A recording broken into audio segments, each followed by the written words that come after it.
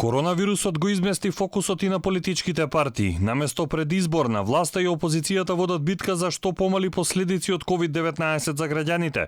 Светската пандемија е причината поради која кај нас наместо излезност и гласови на предвремените парламентарни избори се бројат ново заболени и за жал починати. 12 април како термин за избори го одредија партиските лидери на средбата кај шефот на државата Пендаровски во октомври минатата година по француското незадобивање датум за преговори. Откако стане известно дека изборниот процес нема да може да се спроведи, дека тоа дополнително би го загрозило здравјето на граѓаните, партиите се согласија да го одложат изборното соочување. Владата донесе уредба за одложување на изборите. Неизвестно е кога тие ќе се одржат. Оптимистичките варијанти се движат од втората половина на јуни па се до јули.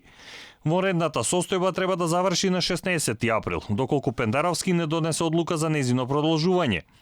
Откако ќе биде прекината, ДИК треба да донесе нов роковник за изборите. Тогаш ќе биде познат и новиот термин кој претходно треба да биде договорен меѓу политичките лидери.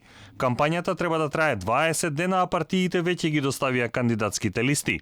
Друг проблем се јавува и со работата на парламентот. Законодавниот дом е веќе распуштен, но изборите треба да се одржат најдоцна 60 дена од денот на распуштањето.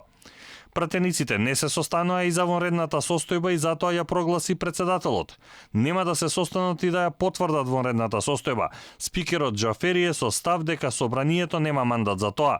За распуштањето расправа отвори и Уставниот суд.